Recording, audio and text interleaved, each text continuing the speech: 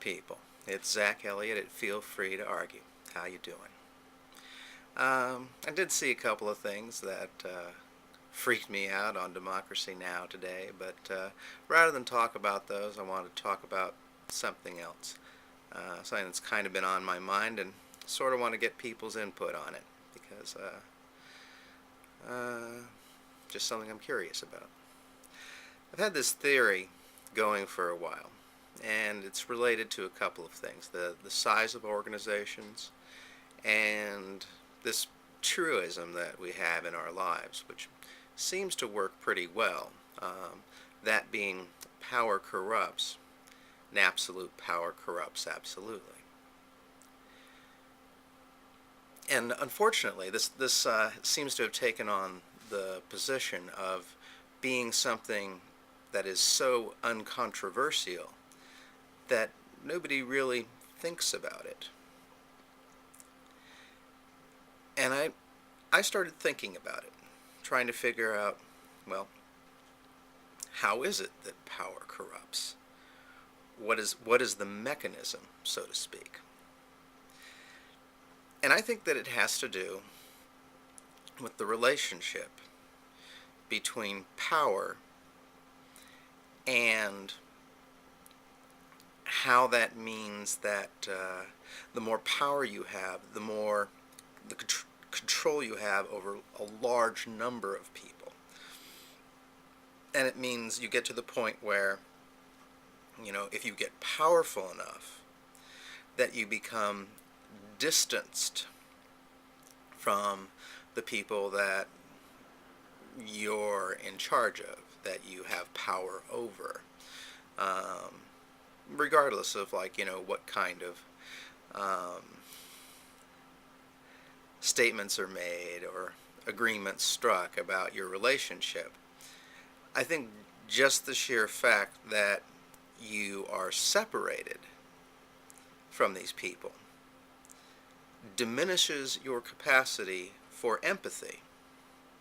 To take a few couple of simple examples, I don't think George Bush, or even Barack Obama for that matter, has any real cognition of what it's like to be a typical citizen of the United States. You can go down even further, since California is frequently called the eighth largest economy in the world. I don't think Governor Schwarzenegger has any idea what it's like to be a typical citizen of the state of California. By the same token, moving into the realm of business, where certainly there's been lots of examples of power corrupting, that what does the head of Ford know what it's like to be, a line worker? What does the head of any Fortune 500 company, most likely, overseeing people who produce their products in sweatshops overseas, know about what it's like to be those people working in those sweatshops overseas? And not knowing those people, not seeing them, not having any kind of connection with them, destroys any kind of capacity for empathy.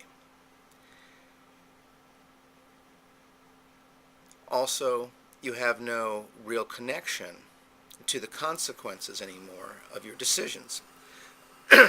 Everything comes back through one filter or another.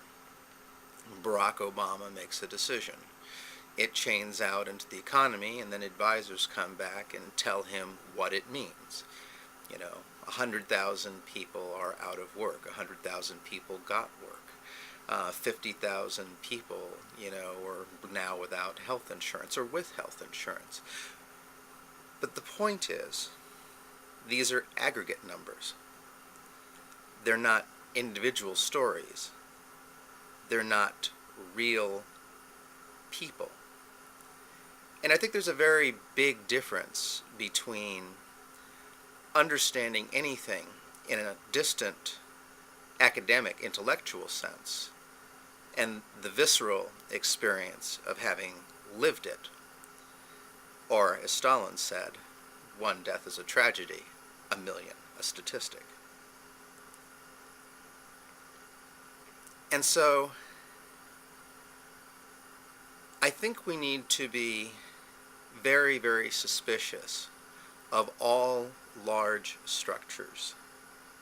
And we should be suspicious of them in direct relation to the amount of power that they have. And when I say suspicious, the assumption should get ever greater as we move up the chain of power that these systems will be corrupt. The people at the head of them will be corrupt. For several reasons.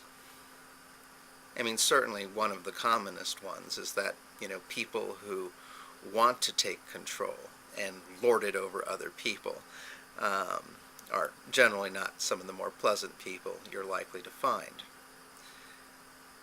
But in a practical sense, we need to realize that when people are divorced from the consequences of their decisions, when they have no real understanding of the actual impact of what they're doing, what they're proposing, what they're talking about, they will act as if there are no consequences.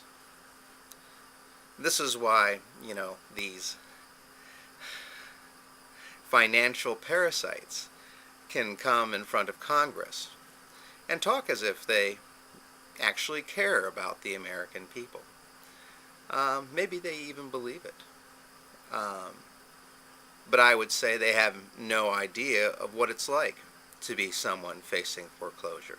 They don't. They have none. They've never faced foreclosure, nor will they ever face foreclosure.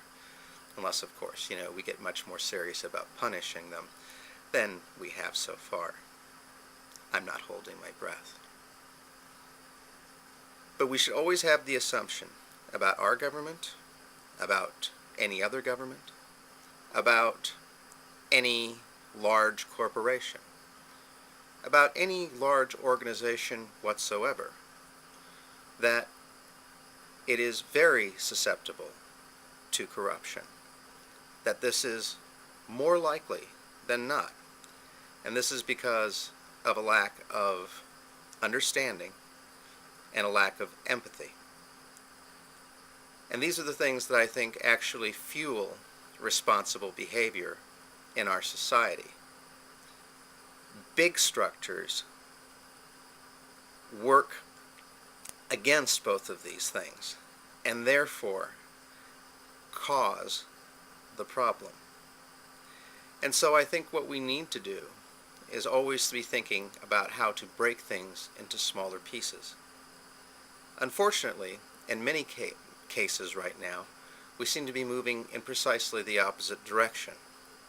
One of the ways in which the large banks are shoring up their crappy balance sheets is by swallowing smaller, more responsible, more responsive, smaller banks that actually have some accountability to the people that they're servicing, because they weren't too big to fail and therefore had to try to succeed. But they also have a direct connection with the people that they're serving that's much more potent and real to them, and therefore affects their decision-making processes and makes them more responsible. Anyway, this is the way that I've been thinking lately, and I was just wondering what people's ideas on this were. Thanks a lot for watching. This is Zach Elliott at Feel Free to Argue.